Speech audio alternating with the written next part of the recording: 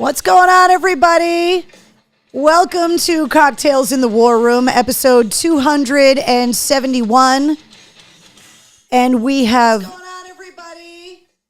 Welcome to Cocktails in the War Room, episode 271. All right, so here's the deal. We have begun streaming on Twitch, and that means that there is something going on with the audio here in the studio. So, let me know, everybody, if we are still streaming on Instagram, Facebook, YouTube, and now on Twitch. Welcome to Cocktails in the War Room. If you are new to Cocktails in the War Room, allow me to introduce myself. I am Mistress Carrie. Welcome to the War Room, the place in my house where all of my military memorabilia is, the stuff from my family's history in the military, and also all of the things that I brought back from my trips embedded with U.S. troops in Iraq and Afghanistan. And it's also where the bar is. Let's not overlook that, which is exactly why we started getting together here on March 14th of 2020 during the beginning of COVID to ride out the pandemic. And we've been doing it ever since. It started March 14th of 2020. We did 80 nights in a row. When we launched the Mistress Carrie podcast, we turned Cocktails in the War Room into a weekly show. And here we are, 271 episodes later. We have been expanding the show, originally starting streaming just on Facebook. Then we expanded to Instagram and YouTube. And now tonight is the first night that we are going to be streaming on my official Twitch channel as well. Some people had asked me about that, if we were going to start streaming to Twitch. So tonight is the first time that we're doing that. So if you're following us on Twitch, I know it's new, but chime in the comments and let me know if you are watching via Twitch. If you're new to the War Room, go to mistresscarrie.com, go to the Cocktails in the War Room section, and click on the dictionary link, which will take you to the glossary and all of the inside jokes and terminology that 271 episodes has created. And the War Room family, as they have dubbed themselves, well, they have created some pretty hilarious terms. And we have a lot of inside jokes, and we don't want to leave you behind. So that's why we put the dictionary up there so that you can catch up with us. If you are new to the War Room, please let us know in the comments that this is your first Cocktails in the War Room, and also where you're watching from so that the War Room family can welcome you properly. And that being said, I would like you to also welcome properly my co-host, Wednesday. Would you show everybody how beautiful you are? You want to say hi to everyone? You've scattered all your toys all over the couch. Everybody, this is Wednesday. Wednesday, at Wednesday the Goth Pug is where you can find her on Instagram. And over the weekend, Wednesday hit 1,000 followers on Instagram. So thank you to everybody that's been following Wednesday on the IG. She appreciates it. You're now Instagram famous, Wednesday. And this is about as close as we're going to get to a Wednesday birthday episode this year, because she turns 6 years old coming up this Thursday. During the pandemic, her second birthday actually fell on one of the nights that we were here in the War Room, because, of course, we were doing it every night. And so we had a birthday party for Wednesday here in the War Room, and like 6,000 people joined us. It was the height of the pandemic. Nobody had anything else to do, but Wednesday became a sensation. Got her own Instagram channel, and so her birthday's not today. It's coming up on Thursday, but happy early birthday, Wednesday. And we'll go over the rest of the birthdays coming up a little bit later on in the show. Want to say what's up to Amanda in Indianapolis watching on Instagram. Shelby says, first time Cocktails in the War Room, tuning in from the South Shore in Mass. What's up? I think it's Shelby. Just a reminder, if you're on Facebook, I can see your whole name. If you are on YouTube or Instagram, I can only see your handle. So if your handle isn't your real name, all I see is your handle. So Bish says, what's up, Carrie? Carol says, happy birthday early to Wednesday. Racket Club says, grew up with you back in Natick. Now I live in LA. Nice to see and hear you. My name is John. What's up, John? I literally was in LA over the weekend. I have some pictures to show you guys of my trip to California. Jess says, "What's up? Watching on Instagram." What's up, Jess? Is it Sheil? Is that what you said on Instagram? Carol and Mariah joining us on Facebook. Tracy is on Facebook. So is Tom. Stop looking at my handle, he says. Jerry Dyer says, "Happy birthday to Wednesday." And what's up, Mistress Carrie? What's up, Jerry? Ex-Leominster resident watching from Hawaii, Pixie Chick 13 on Instagram. So I got to say what's up to you. I apologize that when you're watching on Instagram, you do not see the full screen. You only see partial screen because of the aspect ratio for YouTube and Facebook, and I believe on Twitch. So Instagram, you're the odd man out. So I do my best to try and keep as much action, quote unquote, action of the show in the middle of your screen so that you can see it. Racket Club says, "Damn, I missed you out here in LA. Did you hit the Mojave phone booth?" I did not hit the Mojave phone booth, but I will show you guys some of the pictures. So for anybody that was not watching Cocktails in the War Room last week, I told you guys that we had a loss in my family. My husband lost a very close family member who was born and raised in California, Chino Hills specifically, outside of LA. And so after the War Room last week, I had to make sure that I got not only last week's podcast episode up, but also the bonus episode of the Mistress Carrie podcast up. And then the next morning left for LA, landed at LAX, and did not get back until very late night on Sunday night so I could get back on the radio on Monday. So I will tell you, just to kind of fill you guys in, the services were very difficult. Teresa, the woman that we lost in my husband's family and my family too, obviously, was a remarkable lady. She was the life of the party. Her and my husband grew up together. They were first cousins. They were very, very close.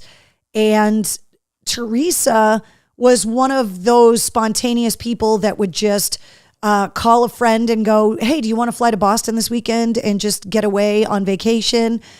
She had 3 godchildren, so many nieces and nephews, and worked at the same company for 27 years, but made it into her 40s without getting married and without having kids.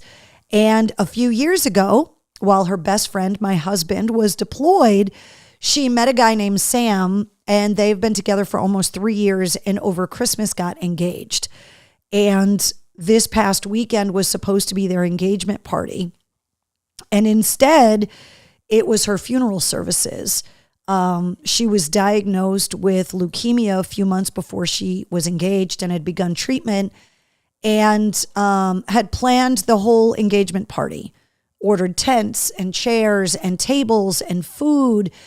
And that was all part of her celebration of life over the weekend.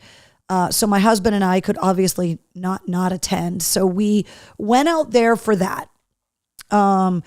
We got out there on Wednesday night. The wake was on Thursday. There was a lot of family time on Thursday. On Friday was the funeral services, and then the meal and the get together after, which ran late into the night. I think I told you guys last week that Teresa survived the Route 91 mass shooting in Vegas.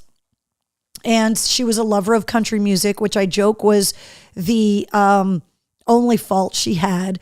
And she had so many friends that loved country music, people that she went out to Route 91 with, and other people she met there, including people that helped to save her life in the shooting.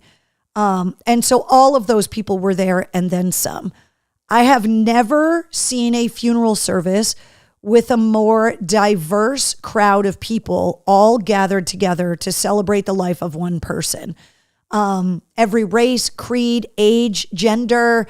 It was literally a cross-section of the United States, and it showed how loved Teresa was by literally everyone that she ever met. And so after a few really emotional days with family, my husband and I and some of our friends decided to go for a ride. and just go and see some sights. One of the people that came out for the funeral had never been to California before, never been to the West Coast before. And so we wanted to take her to see the ocean and wanted to take her driving around a little bit. So I brought some of the pictures from my trip, obviously that are not funeral related. We went to Santa Monica, as you can see up here, went to the Santa Monica Pier, saw the Dr. Seuss expo, which was very cool. This is me at the end of the pier. We also did some driving around. We drove down Hollywood Boulevard, which was very interesting, as it always is. I've been there many times. We drove down the Sunset Strip. We went to the Viper Room, which is right here. We drove all through Beverly Hills while looking at Zillow, which is really hilarious if you travel like I do and you drive around places you're not familiar. If you don't have a Zillow account, get one and then open up Zillow as you're driving around, and it shows you the value of the properties you're driving by. And so as you're driving around Beverly Hills and it's like 22 million, 28 million, the house up on the cliff, 40 million. We were just kind of all laughing about it, that we could barely afford to drive through the neighborhoods, never mind live in them. Hey, come on over here. But we wanted to do something that was going to take our minds off of things. Wednesday would like to do some tricks for the new people in the war room. Wednesday, do you want to show off your tricks, birthday girl? Can I have your paw? Thank you. Hey, no, don't get overzealous. Sit down. Paw. No, I want this paw. Hey. High five. Okay. Down. Good girl. Those are all the tricks she knows, by the way. Thank you guys for all of the love about Teresa, by the way, in the comments. The comments move really fast on the show sometimes. I really appreciate it. Her loss has just devastated everyone that knew her. Inconsolable does not describe everyone at the services. And so that was why we needed to kind of just take a break and just go for a drive. And so that's what we did. Now, this next set of photographs is some of the stranger sights that I saw while we were driving around SoCal. So this one first was at the hotel pool, telling you that if you have had diarrhea in the last 14 days, that you should not get into the pool. The fact that they even have to post a sign like that, and the fact that the sign is so aged that it's been up there for a while, troubling. I have never seen anyone tow a motorcycle by ratchet strapping it to a tow hitch before. I don't know if the motorcycle survived the trip. We drove by it on the highway. I was like, what the hell is that? So I had to take a picture. As we were fueling up the rental car to return it before going to LAX for our ride home on Sunday, we saw this guy in the brown shorts walking around LA with a giant Pepe Le Pew tail. I don't know what it was connected to. That is some of the comments on social media after I post the picture. I have no idea, but he was walking around with a tail. You do you, boo-boo. And the other thing, this picture up here. So as we were driving into Santa Monica, you know how you see a plane towing a big banner? You see them circling around football games and stuff. So we saw this plane pulling this banner. And as we were driving, we're like, that kind of looks like a swimming sperm, like a giant sperm. And when we were out on the Santa Monica Pier, this plane was flying up and down the California coast. And it is, in fact, if you look, and I can expand this photo for you so that you can really see that it is, in fact, a giant sperm. So being the curious marketing people that we were like, why is there a giant sperm flying up and down the coastline in Southern California? Well, come to find out, there is a new documentary that's getting ready to be released. I think it's on Netflix, but it might be on Hulu. You guys can look it up and share the link in the comments. And it is about the black market sperm market on Facebook, about people that don't qualify for use of a regular sperm bank, women that have been told by their doctors it's not safe to get pregnant, but they really want to get pregnant anyway. And so there are Facebook groups for impromptu black market sperm donation. And so this whole documentary advertising this documentary, this whole marketing campaign, there was no words, no nothing, just giant flying sperm being towed behind planes in California. It's really interesting. As we were Googling this documentary, I had no idea that this was even a thing. Black market sperm trade. I did not know that this was even a possibility. Trina says, is that for a fertility clinic? No, it's for black market fertility. People that are not getting together and having sex to make babies, but people that are doing non-traditional sperm donation, meaning donating the sperm in the presence of the donor and the receiver and changing money. Like,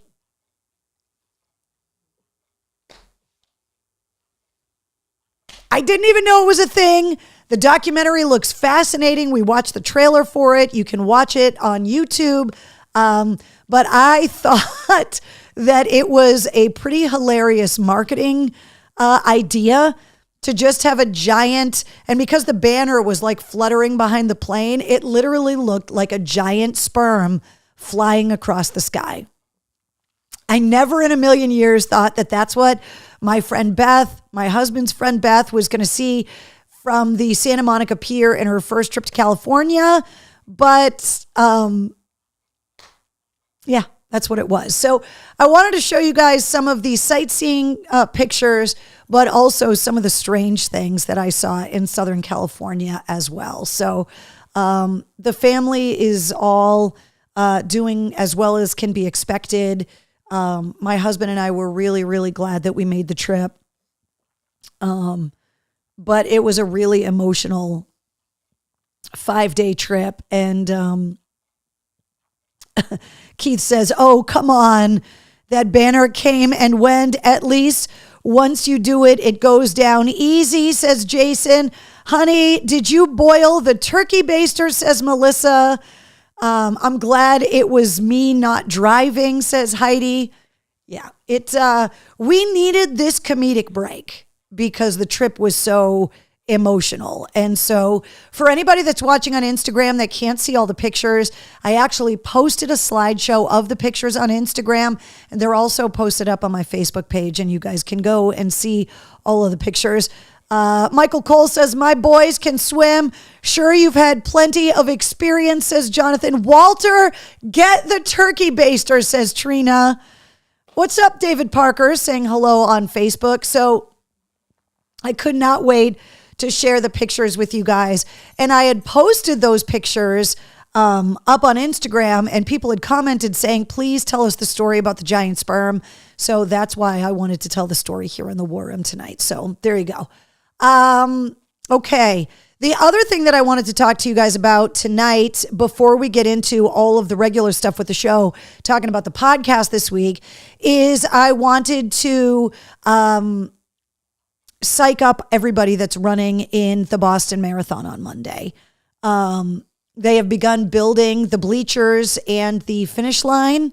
The forecast looks like it's going to be in the mid to high 60s and partly sunny on Marathon Monday, also known as Patriots Day in Massachusetts. I have several friends that are running. My friend Beth is running for the home base program.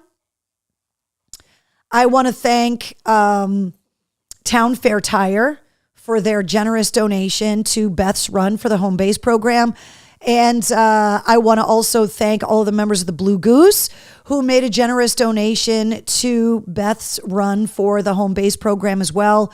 Home Base announced this summer that they were going to be breaking ground on a new facility that was going to be specially designed for special operators of all branches and all eras of veterans. And it was a facility that was going to be specially designed and dedicated because the home base program, for anyone that doesn't know, is a partnership between the Red Sox charitable arm, the Red Sox Foundation, and Mass General Hospital. Originally, it was started to treat the invisible wounds of war post 9/11. It has since expanded to treat veterans, their family, meaning their spouses and children, from all eras of wars and conflicts and all eras of veterans when it comes to the invisible wounds of war. So that means post-traumatic stress, that means traumatic brain injuries. And their mission statement is that the family members are usually the ones that spot the differences and the struggles of the veterans first. And so they want to be able to offer specialized treatment, not only for the veteran, but for the spouses and the children. But when it comes to special operators, it may not be one IED blast, a massive blast that creates a traumatic brain injury, but it's exposure to several smaller blasts because of frequency of activation in the special operations community. And so a lot of the money that they're raising this year with the marathon team is going to go to that new facility. Now, you guys will remember that 5 years ago, I ran on the first home-based program marathon team. And it was an amazing experience. And it changed me as a person because mentally it was probably the hardest thing I've ever done. Besides getting over, the loss of a loved one or something like that. But as far as me setting a goal for myself and achieving that goal, running the marathon is a completely different experience than, say, doing the Tough Ruck. When you do the Tough Ruck, I believe that's physically more challenging because you're carrying 50 pounds on your back. You're doing a marathon in combat boots, but you're with other ruckers. And so you're rucking, not running.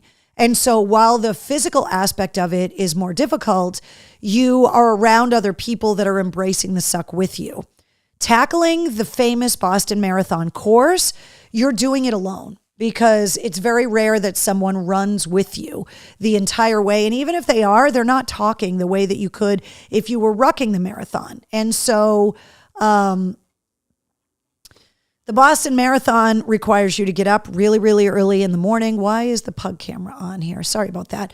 It requires you to get up really early in the morning. There's thousands of runners around you. You're tackling whatever the weather has to offer. When I did it 5 years ago, it was raining in the morning, then it was cold, then it got really warm and the sun came out and it got really humid, then it got really windy, then it started raining again. And by the time I got to the top of Heartbreak Hill, I wasn't sure I was going to be able to finish. Not only was there a live broadcast and a party waiting for me at the finish line, but my husband and friends were on top of Heartbreak Hill at mile 20, holding signs for me and cheering me on, which was amazing. And it was then that I realized that all those years of being at the finish line and cheering on the runners all those years, as so many people growing up in New England have done, I then understood why exactly it is so important for the spectators to be there. Because after the elite runners are gone and a lot of the qualifying runners go by, there are thousands and thousands of charity runners that are running their first marathon, like I was, that are raising thousands of dollars for organizations that otherwise would not get that money, and they're struggling. And everybody told me that if you can run 20 miles, which I did for the training run, that the spectators will take you the rest of the way. That if you can get to the top of the hills, the spectators will get you the rest of the way. And they did. And I was so emotional and filled with such a sense of accomplishment while I was in pain and exhausted at the same time. And so while I always loved Marathon Monday, the marathon changed the year of the bombing, obviously changed the city forever, galvanized the city together, and reclaimed the marathon in 2014. But after running it myself, I look at the marathon differently because I understand what the runners are going through. I understand that people come from all around the world that are trying so hard to qualify, running marathon after marathon, seeking out marathons that are BQ marathons, meaning Boston qualifiers. Not every marathon is a BQ marathon. The ones that are have bells at the end. And if you run fast enough to qualify for Boston, you get to ring the bell in California or in Seattle or wherever you're running to qualify. And it's a huge deal for everyone that runs it, for the families that travel, for what it does to the city, the boost to the economy, the strangers you become friends with. We saw that generosity the year of the bombing when people were taking in runners that were stranded on the course, that couldn't speak English, that didn't have their cell phones. So I get really proud and emotional when the marathon comes around now. So not only is my friend Beth running, but my friend Shane is also running, General Shane Buzza, and also he's actually Major General Buzza, 2-star. He's running. He qualified.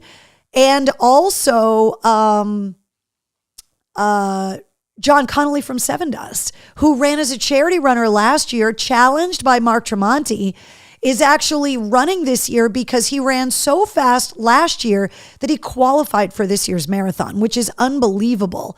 So there's so many different people that are running this year. So I wanted to show love to Team Home Base that's going to be running its Home Base's 5th year having a team. I wanted to thank everybody that donated to all of the members of Team Home Base, and especially my friend Beth, who's going to be running. She's actually going to be staying at my house around her run and recovering at my house after her run. But super, super excited for Marathon Monday, as I am every year. So good luck to all of the runners. You have worked so hard and trained so hard. You either qualified by busting your ass or busted your ass to raise money for charity so that you could try and tackle the world's toughest and most famous marathon. And the city of Boston will be there to cheer you on. And all of the course, all 26.2 miles of it will be there. It looks like a great day for the spectators. Might actually be slightly too warm for the runners, high 60s, partly cloudy, but super excited about the marathon on Monday. So yay to all of the runners. Eric says on that day, Boston became one big family. Let's take a drink for the fellow marathon runners. Hold on, I have been getting in this bad habit of pouring the vodka in my glass and then not pouring the ginger beer in it before the show starts. So hold on, let me make my cocktail. Stirring it with my fingers. Okay, to the runners. Good luck, guys. You guys have done an amazing job getting ready for Marathon Monday. Mother Nature, please take pity on the runners, and we will see you guys on the course. Good luck to everybody. Keith says, I have 2 friends doing the Tough Ruck. Keith, I've finished it 4 times. It sucks. It's really hard, but it's amazing. Jessica wants to know how mom is doing. She's doing okay. Nothing's really changed. The quality of her care is great. While I was in California, my sister was pug sitting and house sitting, and so she spent a lot of time with mom while I was away. So yeah, mom is doing okay. Thank you for asking. Bish says, Carrie, I'm running in the BAA 5K for Brigham and Women's in Boston on Saturday. Good luck, Bish. That is fantastic. Keith says, that's why we always have socials. She forgets to add the mixer. Exactly. Wednesday, what are you doing? Are you just sitting there trying to get me to pet you? Huh? You just want me to rub your ears? Is that what you want? You say hi to everyone? Been throwing all your toys around the couch? Oh, you're so spoiled. Huh. You're going to be 6 years old on Thursday. That's crazy. You don't look 6. You're still so small. You're still so small, huh? All right, let's get on with the show. We got a lot to talk about. I showed you guys the pictures. Want to let you guys know about some Pike events that are coming up. The big gig is coming up fast. It's going to be April 27th at the DCU Center with Stain, Seether, Asking Alexandria, and Tim Montana. The official after party is across the street at Off the Rails, right on Commercial Street with the Linkin Park tribute band Paper Cut. Those are separate tickets. So if you got tickets to the big gig, it does not get you into the after party. Both of the links to get tickets for the big gig and the after party are up in the events calendar at mistresscarrie.com, as is the Pikes annual Hair Fest, which is coming up in July at Indian Ranch in Webster. It is always a blast. It's a daytime show with some of the best tribute bands around. Leopard, the Def Leppard tribute band, is going to be the headliner of this year's Hair Fest. So dig out the acid wash jeans, the spandex pants, the bandanas, the mullets, and the classic concert t-shirts. And we will meet you at Indian Ranch. Doors open at 11. Music starts at noon. And all of us at 100 FM The Pike are going to be there. If you're new to the War Room, there are some places that you can hear me on the radio every week. Every weekday afternoon from 3 to 7, you can hear me on 100 FM The Pike. You can go to pikefm.com, download the Pike app, or you can listen right off the website at pikefm.com. You can also hear me every weekday afternoon from 3 to 7 on 106.3 The Bone in Portland, Maine.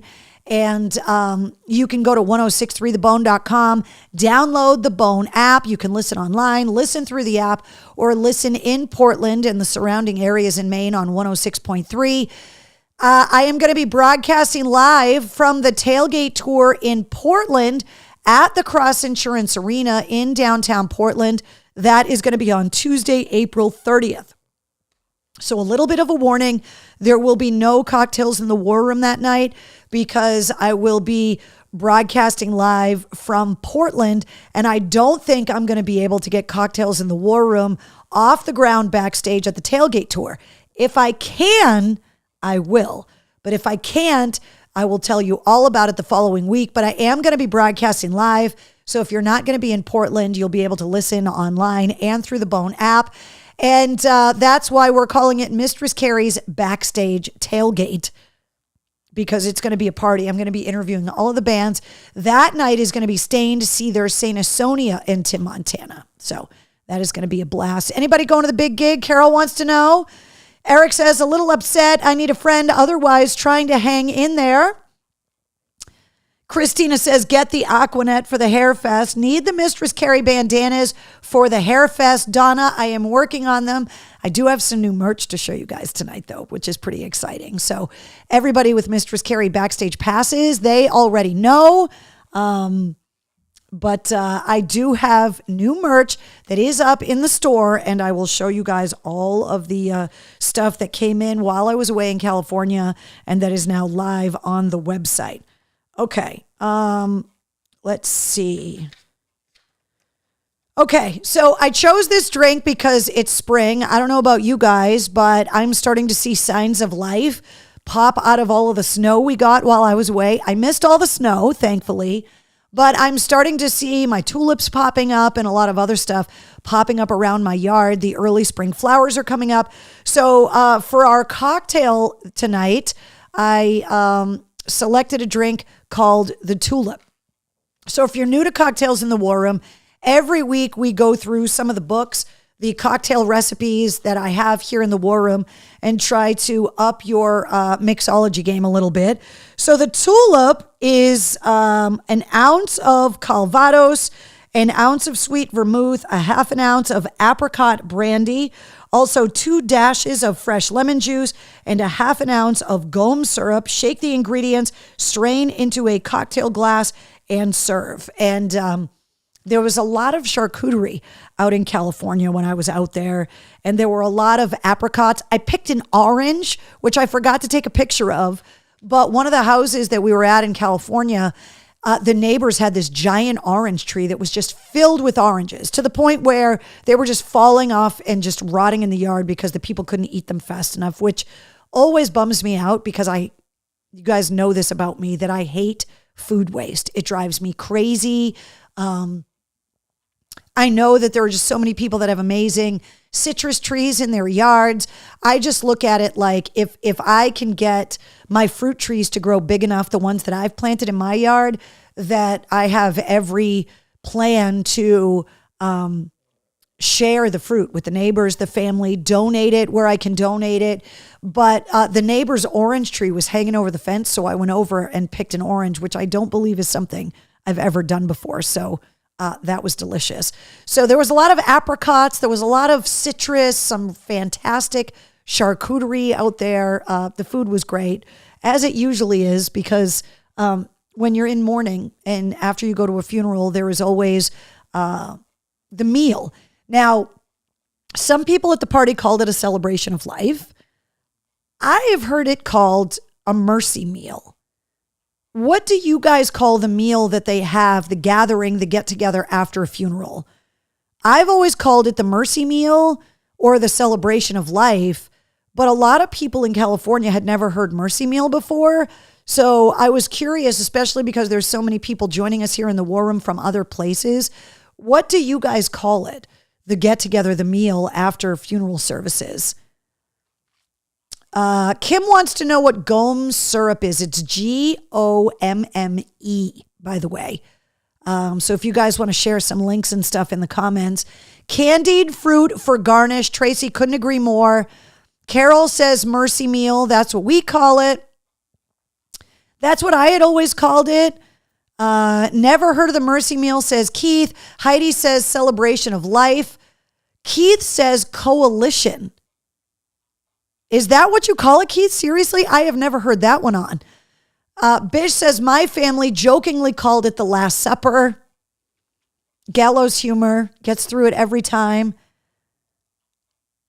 Collation? Is that what you guys are calling it?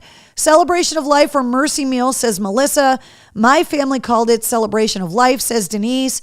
Yeah, I guess there are different things to call it. I know that in New England, we call a lot of things, rotaries, the registry as opposed to the DMV, grocery carriage. My husband laughs at some of the stuff that we call it. Keith says we just called it lunch. Tracy says funeral food. Was there chicken and broccoli ziti? Yes, there was, as a matter of fact, and it was delicious. Alexis says we called it the meal. Betty says a get-together for remembrance. So there you go. But the apricots, I remember the apricots from the meal.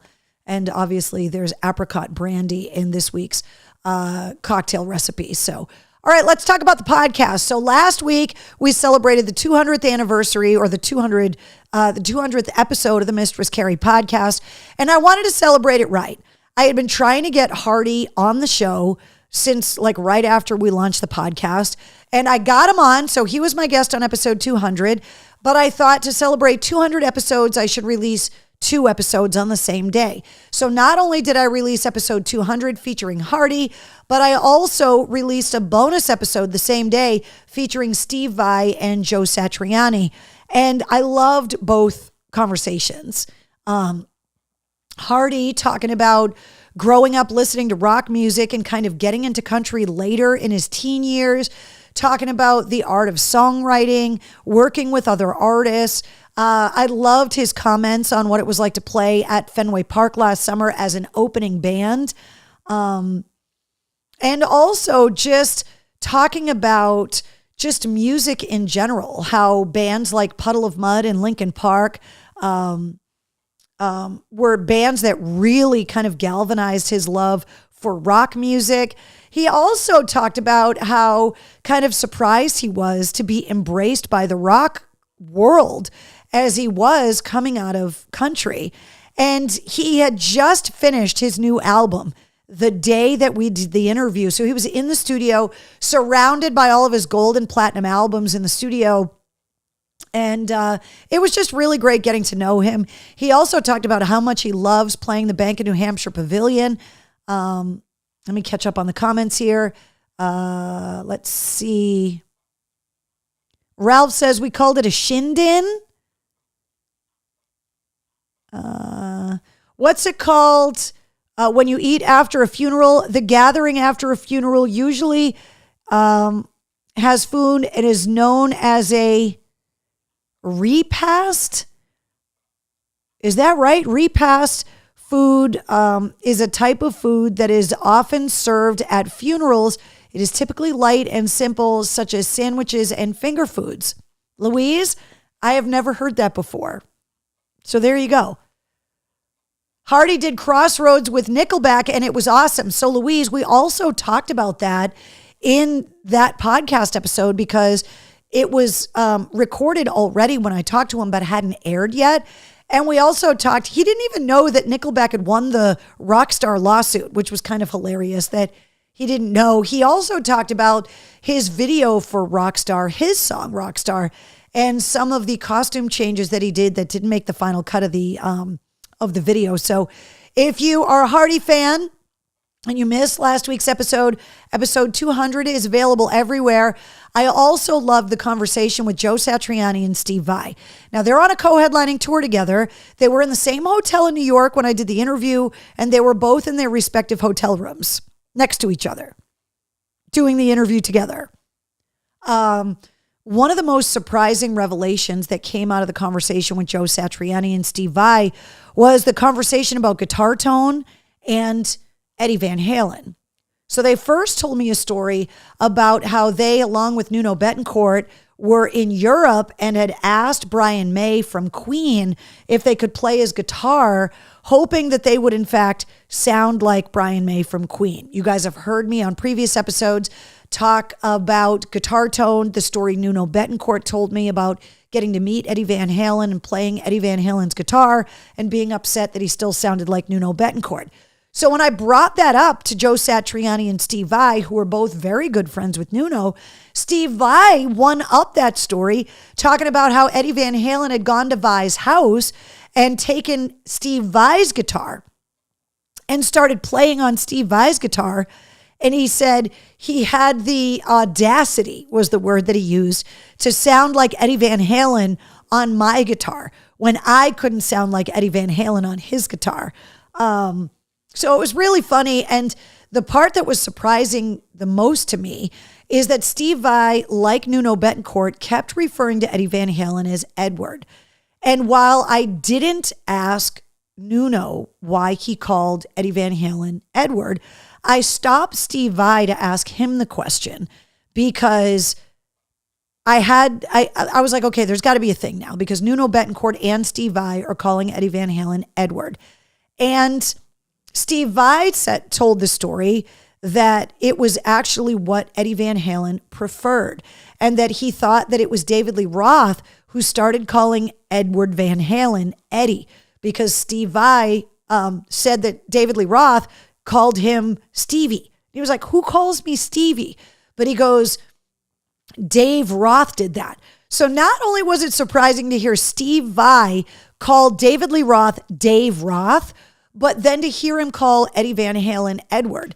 And then I felt instantly bad that all these years I've been calling Eddie Van Halen Eddie and not Edward because I didn't know that he actually preferred Edward. What's up, Joe Sabatini, chiming in on Instagram. Steve Vai then quipped up in the interview, I don't think it matters much anymore, but he answered to both. So if you missed the bonus episode of the Mistress Carrie podcast last week featuring Joe Satriani and Steve Vai, they are both up and available everywhere. I want to let you guys know who's going to be on the podcast this week. Episode 201 of the Mistress Carrie podcast. She returns. Ash Costello from New Year's Day is back for her second run on the Mistress Carrie podcast. I ran into her in Vegas last month on Fremont Street. We spent a bunch of time hanging out together, and she was like, I want to come back on the show. So she came back on the show, and as you will hear on this week's episode, it was not long enough, and she's like, we need to do a part 2. We had a really serious conversation on this week's episode of the podcast. We talked about divorce. We talked about the loss of a baby because she hadn't talked about the fact that she had gotten married and gotten pregnant and then lost the baby and was recovering from that. We also talked about the pressures of women in rock and the concept of as women are getting older, not really caring what other people kind of think about them anymore, and really embracing age in rock and roll, just women in general. So Ash and I got into a pretty serious conversation. She was like, I never talk about this stuff, but it's your show. And so I feel safe because it's a woman's show having this conversation. And it really meant a lot to me that she said that. Because as we see in rock right now, there are so many women that are leading the charge for other women, that are paving the way for the next generation of women in rock. Women who had their paths cleared for them by everyone from Lita Ford and Joan Jett to the Wilson sisters to Stevie Nicks and Janis Joplin and Grace Slick and Patti Smith and so many other amazing women that have come and gone, that this new generation of women are coming into the rock world with a lot more of a voice, with a lot more respect, with a lot more equality than a lot of other women were given out the gate, that they really had to claw for a lot of that stuff. And so with that empowerment also comes a new kind of acceptance on the longevity of their career. I mean, you can, look at what happened with Ann and Nancy Wilson and Heart, that Ann Wilson, who is arguably one of the greatest voices in rock, male or female, was so criticized in the 80s about her weight. When she's got this voice that is so amazing, and it's very rare that men in rock are criticized about their weight. It still happens, but for some reason, the bar is so much higher when it comes to women. And so Ash and I got into a really serious discussion about that stuff. Heidi says, love Ash Costello. Jessica says, Ash is so beautiful. Joe says, love you. You are the best. Thanks, Joe, watching on YouTube. Jessica says, Lizzie Hale is an amazing singer. Lizzie right now covering for the guys in Skid Row because their singer Eric just had to leave for health reasons because he's been battling cancer. Bish says, Hart played Barracuda on Fallon last night. I know I watched it because of the Eclipse. They played Total Eclipse of the Heart, which was hilarious. So yeah, super excited that Ash is back on the show. She was originally on episode 126. Now she's back on episode 201, and she is getting her people to get her back on the show as fast as possible so we can pick up where this episode leaves off and do a part 2. So super excited that Ash is back on the show. So episode 201 of the Mistress Carrie podcast goes live at midnight tonight. New full-length episodes of the podcast come out every Wednesday. If you subscribe to the podcast, not only do you get the weekly episodes, you get the sit reps Monday through Friday. I know yesterday's sit rep was like 9 minutes long. There was a lot to catch up on, but normally it's 5, 6, 7 minutes long, bringing you up to date with all of the news in rock, music headlines, entertainment updates, everything from technology and movies to streaming shows, television, awards, album releases, all of that stuff. So subscribe to the Mistress Carrie podcast. You not only get the weekly episodes, but the sit rep as well. And if you're trying to find the podcast, it's available pretty much anywhere you listen to podcasts. All the big ones, Apple, Google, Spotify, Odyssey, iHeart. You can get it on Pandora, Pocket Cast, Radio Public, Overcast, TuneIn, Podbean, CastBox. There are countless podcast outlets. There are over 50 different podcast apps that are carrying the Mistress Carrie podcast. You can get all the links at mistresscarrie.com, and the full-length episodes are also available on YouTube as well. And if you are listening to the Mistress Carrie podcast in the United States, you are in one of 149 countries listening to the Mistress Carrie podcast. We have yet to hit 150 countries. We're trying, but we have yet to get there. So thank you to everybody that has been sharing the podcast episodes with your friends overseas. And thank you for posting the episodes on your social media pages. The show continues to grow. We just need to get that 150th country. All right, if today's your birthday, happy birthday. You're celebrating it alongside Lil Nas X, Gerard Way from My Chemical Romance, and Carl Perkins. Paul McCartney once famously said that if it weren't for Carl Perkins, there would be no Beatles. So if today's your birthday, happy unbirthday, Keith, and happy early birthday to my co-host, my partner in crime, Wednesday the Goth Pug, who turned 6 years old this Thursday. So happy birthday.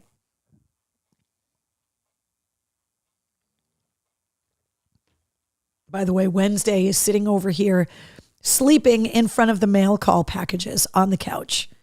I'm just rubbing her head while she's sitting patiently waiting for me to open up everything.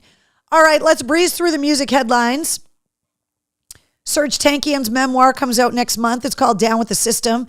Pearl Jam's Dark Matter album comes out on the 19th, but next week on the 16th, they're taking over movie theaters for one night only around the globe. You can go to pearljam.com, get the link, and then you can get tickets for a movie theater near you. Wherever you're here joining us in the War Room, there is a theater near you that is going to be showing and premiering Pearl Jam's Dark Matter album. Eddie Vedder not only saying he believes this is the band's best work, but he also said in a recent interview that he believes the band has got one or two more good albums in them, which kind of like hurt my soul a little bit when I read that, because the idea that like we might be living in a world where someday the guys in Pearl Jam aren't going to be making new music anymore just was kind of, I was like, ooh, I don't want to think about that. AC/DC's Power Trip European Tour is going to feature the Pretty Reckless. It was announced that they sold 1.5 million tickets in 24 hours. And AC/DC's management said last week that they're using the European tour as basically a test, and that the band wants to tour for the next 3 years, but they want to get through the UK tour first because of how old they are. Obviously, Brian Johnson's ears. They want to make sure they're going to be able to do the tour, but that the plan is, if it goes well, for the guys in AC/DC to continue to stay out on the road. The new Cage the Elephant album is going to be out on May 19th. John Fogerty announced that he is hitting the road for the first time since he got ownership of all of his songwriting credits back. He has got a few different stops, including the Mohegan Sun Arena and the Bank of New Hampshire Pavilion, that have been scheduled. They got announced today. They go on sale Friday. Slash's blues album, Orgy of the Damned, is coming out on May 17th. Killing Floor out right now with the aforementioned Brian Johnson and Steven Tyler from Aerosmith. And speaking of Aerosmith, rumor has it they are going to announce the rescheduled Peace Out Farewell Tour dates tomorrow. So if you've been holding on to your ticket stub from the New Year's Eve show at the TD Garden or any of the other shows that got postponed, rumor has it AC/DC is going to announce the rescheduled Peace Out Farewell Tour dates tomorrow. Let's see. Today's also Hugh Hefner's birthday. Eric, thank you for the heads up on that. They are going to turn Anthony Kiedis' book Scar Tissue into a movie, which is going to be interesting, said Jessica. So one of the other things that's interesting is that Brian Grazer, the producer, is the one that secured the rights, and Anthony Kiedis is going to be one of the producers. So he is actually actively involved in the movie being made about his autobiography. TD Garden shows include Incubus, the Morning View Tour at the end of August, Weezer, The Flaming Lips, and Dinosaur Jr. celebrating the 30th anniversary of Weezer's debut album, The Blue Album. That's going to be September 10th. Jelly Roll, who just won 3 more CMT awards and was even on American Idol in Hawaii this week. He's going to be at the TD Garden on September 26th. 21 Pilots on September 20th. Jeff Lynne's ELO September 23rd. And the Black Keys on November 1st. Ohio Players, their new album, by the way, came out on Friday. The big gig coming to the DCU Center, Fast and Furious on April 27th. Also, the Silver Scream Con, the guys in Ice Nine Kills, Spencer Charnas putting together the 3-day horror and gore festival. That's going to be at the DCU Center in Worcester, September 13th through the 15th. And Iron Maiden is going to be at the DCU coming up on November 6th. Big Night Live has got Starset, the Immersion Tour. That is going to be on May 14th at Big Night Live, which is in Boston on Causeway Street, right at the TD Garden, basically. The Xfinity Center welcoming everybody. Hardy, Alanis Morissette, Limp Bizkit, Styx, Foreigner, Doobie Brothers, ZZ Top and Lynyrd Skynyrd, 30 Seconds to Mars, Creed with Three Doors Down and Finger 11, Cage the Elephant, Alice Cooper and Rob Zombie, and Korn. Those tickets went on sale on Friday. That show September 21st at the Xfinity Center. Bish says, I love AC/DC, but old Angus just hurts my soul. I know, but I still love him and I still want to go and see him. Jason said, you mean Aerosmith? What did I say? AC/DC? Let me see. Marinen Book says hello from Massachusetts on Instagram. Might as well start now. Marine Corps birthday, November 10th. We haven't hit the end of April and we are already talking about shows in November, says Melissa. I know. How long in advance did Metallica announce the M72 World Tour? It was literally 2 years. We've been waiting for our shows at Gillette Stadium. So the fact that we're already talking about shows that are scheduled for November, it's insane. Greta Van Fleet's going to be at Mohegan on August 2nd. Godsmack and Nothing More with Flat Black are going to be at the Bank of New Hampshire Pavilion July 25th and the Main Savings Amphitheater on July 26th. I bring up the show in Bangor because these are the only shows in New England right now. Godsmack keeps saying they're going to release more dates, but we don't have any other ones in New England as of yet. I also want to remind you guys, Record Store Day is coming up on 4/20. It is the music industry's day to pay tribute and support locally owned brick and mortar independent record stores. And there are a lot of exclusive vinyl releases from hundreds of artists that are coming out. You can go to recordstoreday.com for a list of all of the exclusive releases that are coming out on Record Store Day. Let's see. The Leader Bank Pavilion's got everybody from I Prevail and Hailstorm coming July 16th. Slash's Serpent Festival is August 1st. That's his blues festival. 311's Unity Tour with special guests AWOL Nation and Neon Trees is August 7th. And the Bush Loaded Greatest Hits Tour is August 24th at the Leader Bank Pavilion with Jerry Cantrell and Candlebox. Now, you guys may read that Tim Montana has been added to this tour. He has been. However, he was not added to the Boston date. So just want to make sure you guys know that if you see in the news that Tim Montana got added to the Bush tour. Dead Poets Society is going to be at Sinclair on May 6th. The Rolling Stones rolling into Gillette Stadium on May 30th.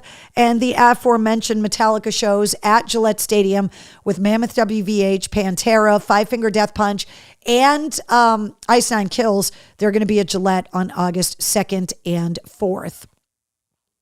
Right, Wednesday? You're laying so very nicely on the couch. You're being such a good girl. Okay, shows at Fenway, a lot of them. Rock just hugely represented at the Fenway Concert Series this year. Collective Soul opening up for Hootie and the Blowfish along with the Bare Naked Ladies and Edwin McCain June 21st. The Foos at Fenway July 21st. Blink-182 July 23rd. They just had to cancel 3 of their 4 shows in Mexico City because Mark Hoppus came down with bronchitis. Def Leppard and Journey with Heart August 5th. Green Day, The Smashing Pumpkins, Rancid and the Linda Lindas sold out Fenway on August 7th. And Pearl Jam September 15th and 17th.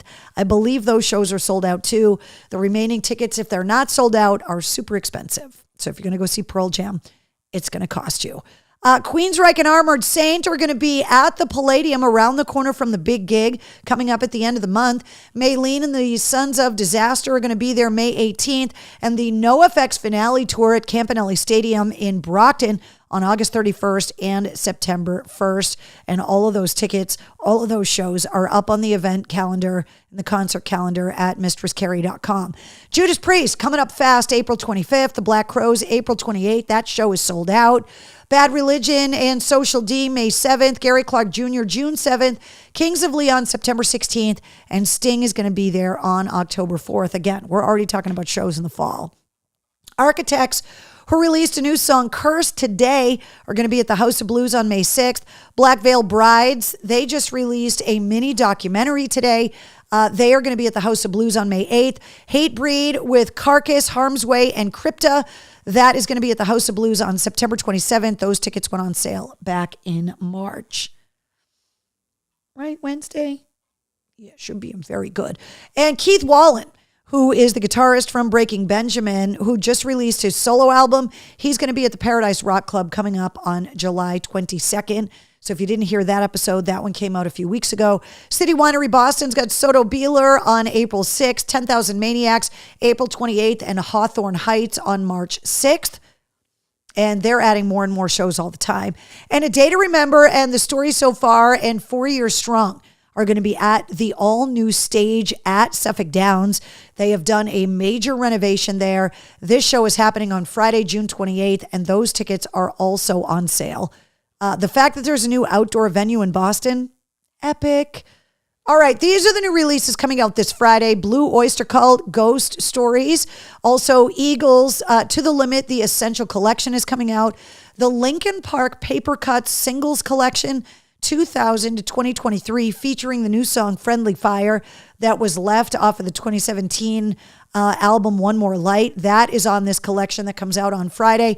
Mark Knopfler from Dire Straits releasing One Deep River, and also Ringo Starr releasing his latest EP called Crooked Boys. So that is all of the new music that comes out this Friday. Mail Call. Are you ready for Mail Call Wednesday? Ready? We got a bunch of stuff in the mail. So first of all, these came in, says, and Eric is back for more twisted adventures. I'm trying to get Mistress Carrie to laugh uncontrollably on screen, from Eric Larson. So one of the things that Eric did was he got me some 3D printed cookie molds, which are hilarious. So I can now make stripper cookies. You know I'm making these 100%, absolutely happening. But it's pretty cool. Like, the 3D printer technology is still like amazing to me.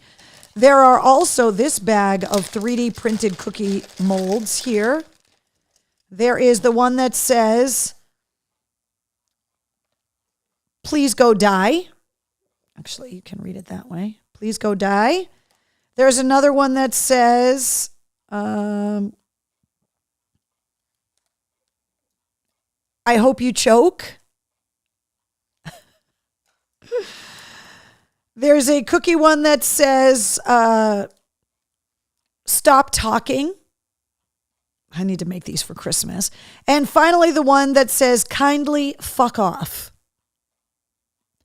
And these are all 3D printed cookie cutters. Hilarious. Eric, your Googling skills are fantastic. These are awesome. I am assuming,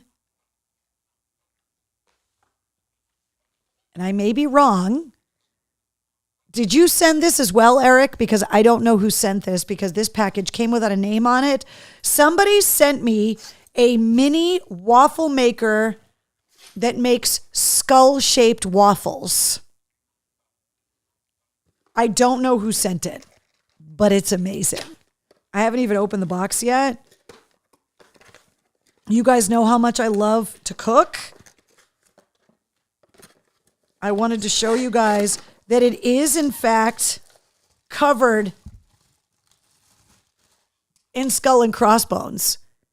And it makes one waffle at a time. But it makes them with the waffle on top and a skull on the bottom. We have talked in the past around the holidays about stuffing waffles. This is like the perfect stuffing waffle. This would also be amazing for like breakfast sandwiches, that you could like take some toast and put like the egg and all of that stuff in there, and then it would be like a breakfast Uncrustable. Or you could make Uncrustables in there with skulls on them. How cool is this thing? Somebody please tell me. Fuck off cookies need to be sold in your shop. Oh my God. Trina, this is you? Trina, this is hilarious. I don't even know where you find these things, but I am so glad that you did, because a Skull and Crossbones waffle maker. And what's funny is that they know us so well, because look at the napkin ring. It's a studded bracelet. And then look, it's got waffles. Is that a skull with maple syrup or a skull with whiskey for breakfast? I'm assuming it's maple syrup, but I'm thinking maybe it's whiskey on the box, which is amazing. Trina, this is awesome. What's my favorite kind of waffle, Heidi? Is there a bad waffle? How many different kinds of waffles are there? Just waffles in general are delicious, right? Donna got Trina's back, said, nope, that was Trina. They are the best for grilled cheese sandwiches. Guys, let's go back to the charcuterie from California for a second. My love of smoked Gouda cheese knows no bounds. I am going to make a smoked Gouda cheese grilled cheese that has a skull on it. And it is going to be delicious. Keith wants to know if he can make twat waffles in it. No, you cannot. John Costco joining us via Instagram. What's up, John?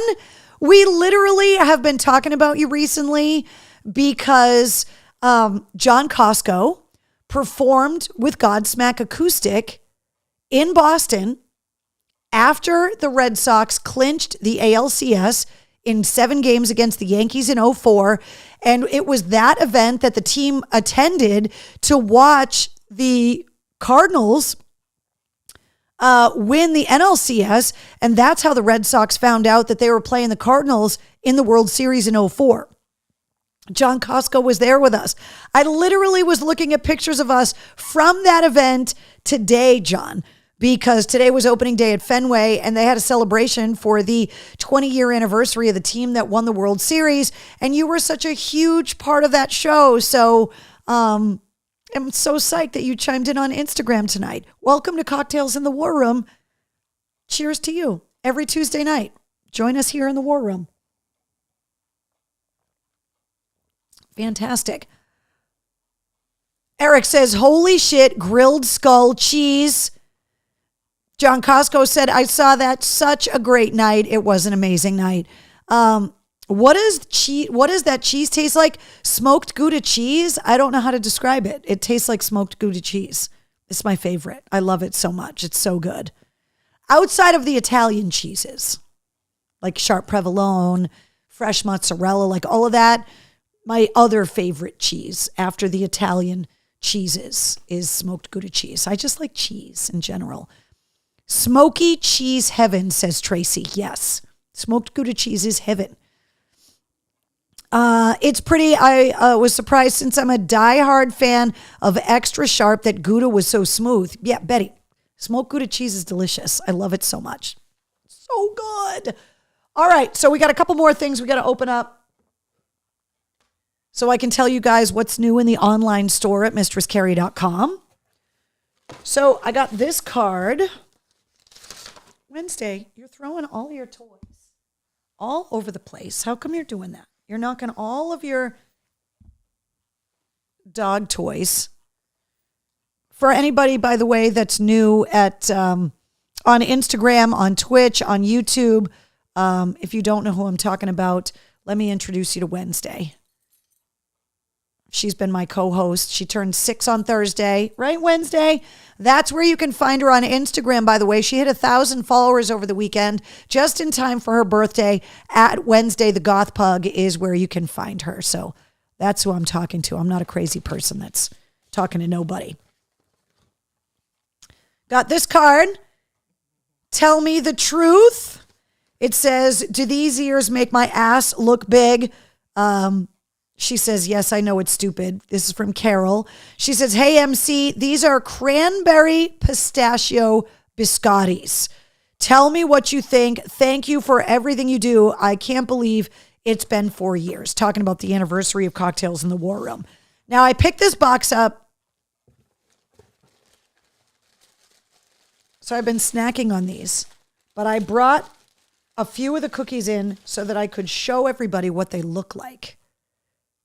Cranberry pistachio biscottis. When I tell you that these are delicious. You guys know how much I love pistachio. You know how much I love cranberry. Carol. Oh my God. Denise, don't get jealous. Your mom's Anna's Toast. Goat. These are totally different. They're not as hard. I don't think you should dunk them in coffee per se because they'd probably break apart because they're definitely softer.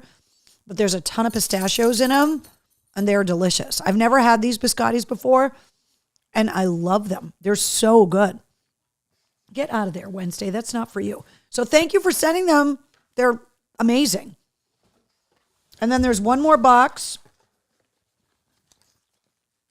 that says, if kills were laughs, I'm definitely going in for the kill with this one. Love, Eric. So Eric sent a whole bunch of gift-wrapped funny things like offensive crayons, the holiday edition. I need to open these.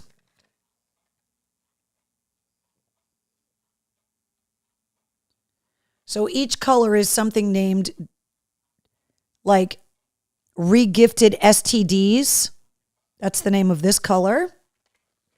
I won't show you all of them, but I wanted to try and pull out the purple ones if I can find them. I think this one's purple. Kind of purple. This one says Black Friday Beatdown. I think this is like a lilac. You know, this is gray. This one says spending the holidays alone, eating Chinese food, hoping you don't die and have your corpse eaten by cats. That's the shade. I'm going to have to go through all of these crayons because they're hilarious. Eric, you went for laughs. You're getting the laughs. These are great.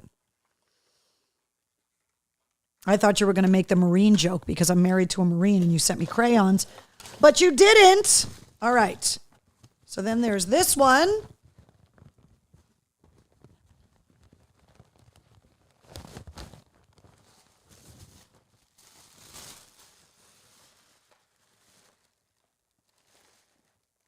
Liquid Motion Pens, the 6-pack. Oh my God. I haven't seen these since I was like in elementary school. Remember these? What a trip. Let me see if I can get the cap off. How do they work?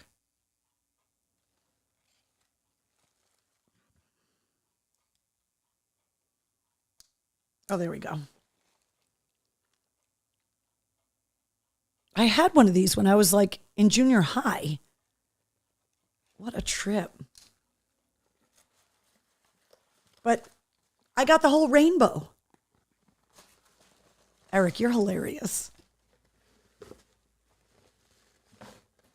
I don't know where you find this stuff. I really don't. All right, hold on. One more thing. Oh, this is the other box of the Liquid Motion Pens. These are great. I might have to share these with the kids, though. Like my nieces and nephews and stuff, because these are hilarious. But I love these. Thank you. I'm not sharing the crayons with the kids, by the way. It's not happening. Right, Wednesday? We can't share the crayons with the kids. That would be bad. And yes, I will make the cookies with the cookie cutters. I don't know about selling them in the online store. I think there's some legal thing with my website that I can't sell food, but we'll see. That does bring me to the online store, though.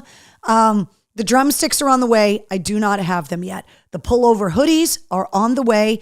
The black and gray 3/4 sleeve shirts are on the way. The new Father's Day baby onesies, they're here. They are now available in the online store. So I want to point out a couple of things. One, all new artwork. I wanted to do something a little more metal. My dad says Mistress Carrie rocks. Now, if you go on the online store, the onesies actually look like this with the black sleeves and the black trim. The reason why I ordered them like this is that this is kind of what the adult shirts are going to look like. They are black and gray 3/4 sleeve shirts, but with the new artwork on them. They have got the new kind of death metal inspired Mistress Carrie logo on the front. It's got this huge skull design on the back. So I wanted to have a little onesie to match the adult size shirt. However,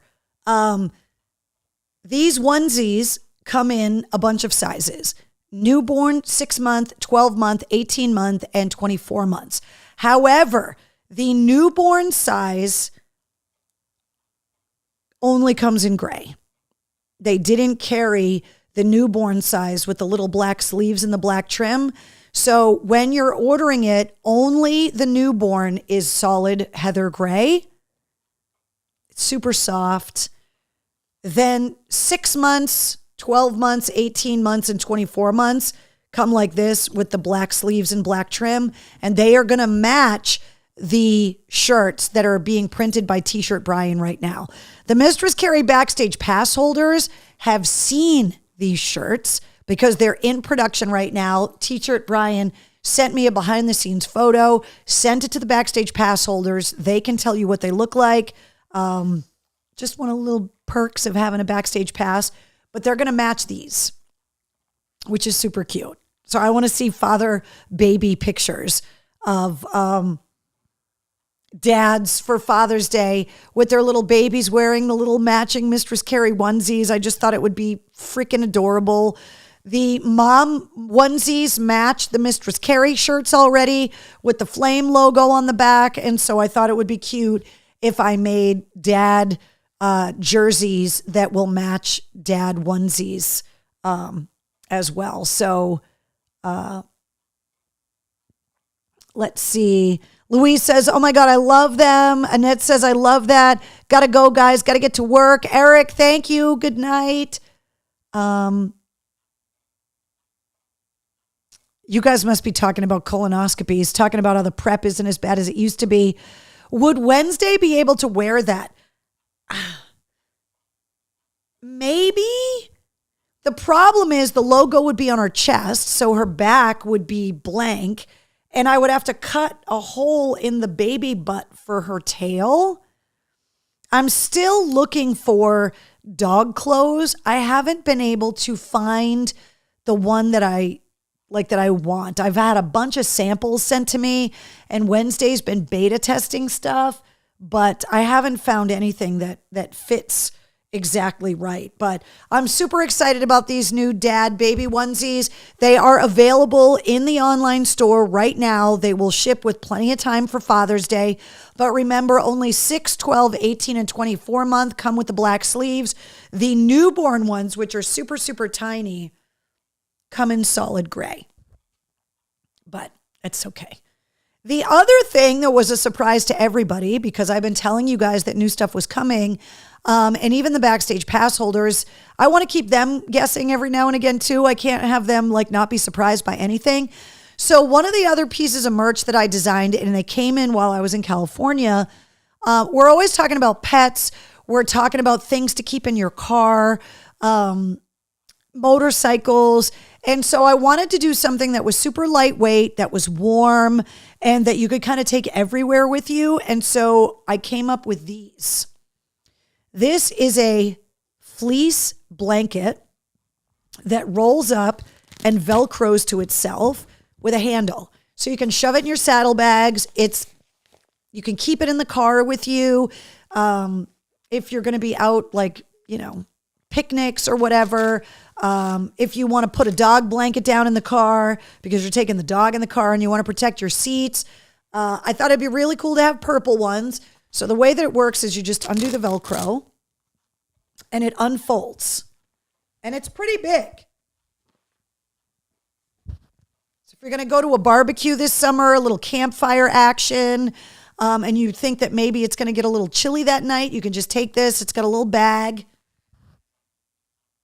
It's pretty big. And then when you want to wrap it up, you take it like so with the flap. You fold it in thirds. And you just roll it up from the bottom. I'm going to do it messy because there's not a lot of room on the couch. But you just roll it up, and then the Velcro is exposed on the end. That's it. So I wanted to do something that was a little bit different. You can squish them down a lot and stick them in a saddlebag to have a little blanket if you're going to be out on the bike and you want to be able to pull over on the side of the road, put a blanket down, sit on the ground and have a sandwich or something. A lot of people go to these charity motorcycle rides and there are never enough places to sit. So you could cram a blanket in there or just keep a blanket for emergency purposes in the back of your car, whatever you want to use it for. But these are now available in the online store as well. And I just thought they were super convenient. They got the strap on them. You could take them anywhere you go and they're really, really lightweight, but they're really warm. Wednesday was snuggled up on this one. I always take the first one of every piece of merch that we sell in the store and save it for me, just kind of keep, because I'm a hoarder and a pack rat, I've been told by my husband. And Keith wants to know, is it absorbent for those long, lonely, pantsless car rides? Well, it's like polyester fleece. So I don't know how absorbent it is, but everybody's telling you need Depends, Keith. So there you go. Let's see. They have a strap on. Yes, they do. That way you can carry it wherever you need to go. But I wanted to do something that was a little fun. They're not very expensive. And of course I had to get them in purple, obviously. So these are now available in the online store. Mistress Carrie Backstage Pass holders already have discount codes to be able to buy the blankets and the onesies at a discount. So if you don't have a Mistress Carrie Backstage Pass, that's the last time we got together was Thursday night, March 28th. We're going to schedule a night to get together in April. We do a monthly live stream. You can submit podcast interview questions because I tell you who's going to be on the show before anybody else. You get travel blog updates, so I'm always kind of letting you guys know inside stories about what's going on. Early access to event tickets and information. You get exclusive concert ticket giveaways. Backstage Pass holders right now have access to free tickets to Judas Priest at the MGM Music Hall on April 25th and Cage the Elephant at the Xfinity Center on August 22nd. And you also get merch discount codes for sales when merch first gets released, like the blankets. You get a discount code. There's also a code for the onesies right now. Backstage Pass holders get a discount not only on the new onesies, but on all of the onesies for Mother's Day and for Father's Day coming up. So just some of the reasons to get a Mistress Carrie Backstage Pass. Go to patreon.com /Mistress Carrie or just click the Patreon link at mistresscarrie.com. And you can get yourself a Mistress Carrie Backstage Pass. And just a reminder of all of the places you can find me online. Ta-da! The Twitter, Threads, Instagram, Facebook, TikTok, Cameo, YouTube, Patreon, Twitch. We got to add that up there. Streaming tonight for the first time on Twitch. Welcome to anybody that's watching on Twitch. And then you can always hear me every weekday afternoon on 100 FM The Pike in Massachusetts. Download the Pike app to listen outside of Massachusetts. And you can also download the Bone app to listen to 106.3 The Bone in Portland, Maine, outside of Portland, Maine, or inside Portland, Maine. If you want to take me with you on your phone, you can also check out all the episodes of the Mistress Carrie podcast on the apps as well. So, yes, it can also be a pillow. I think it would be great as a carry-on. Like if you, like those people with the neck pillows on the planes, you could take this with you and kind of affix it to your carry-on bag and then kind of squish it for a pillow or open it up and use it as a blanket. I learned this trick. Somebody told me that when you fly, take the vent and blow it on your face, and it will keep you from getting sick when you travel, because it will constantly, if somebody sneezes around you, it'll blow it away from your face. I don't know if it works, but I'm not sick. I didn't get sick when I came home from Vegas either. So, but when you blow the air conditioning in the plane on you, it's why I always kind of fly with a hoodie, just to have something to stay warm in case it's a little chilly on the plane. This would be perfect for travel. So there you go.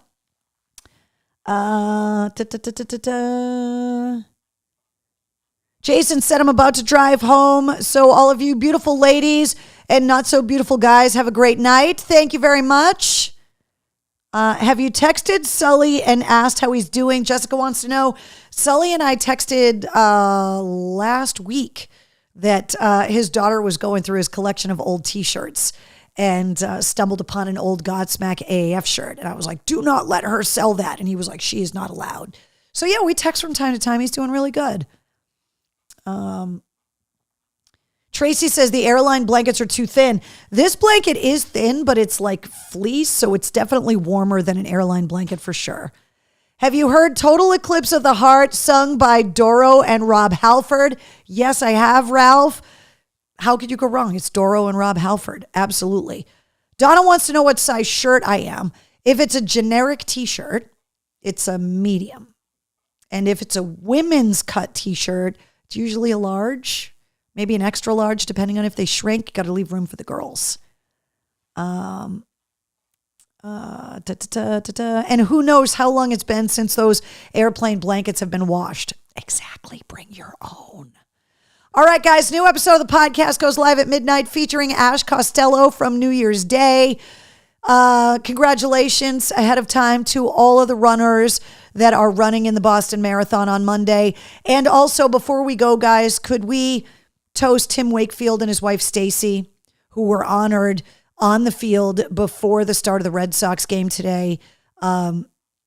He was always my favorite Red Sox. I don't know why I love knuckleball pitchers so much, but I always loved Wake. And it broke my heart when I found out that he passed from cancer, and then that his wife passed from a different style of cancer 5 months later. Both of their kids were at the game today carrying out the 04 World Series trophy. Their daughter threw out the first pitch to Jason Varitek, who is very close with the family. So before we go tonight, guys, to number 49, to Tim Wakefield, forever in our hearts and forever part of the legacy of the Boston Red Sox. He pitched more innings than any other pitcher at Fenway Park ever. So cheers to Tim Wakefield. Cheers. All right, guys. I'll see you guys next week. Thank you to everybody joining us here in the War Room on Instagram, on Facebook, on YouTube, and on Twitch. And next Tuesday night, 8:30, join me right here in the War Room. Good night, guys. Say good night, Wednesday.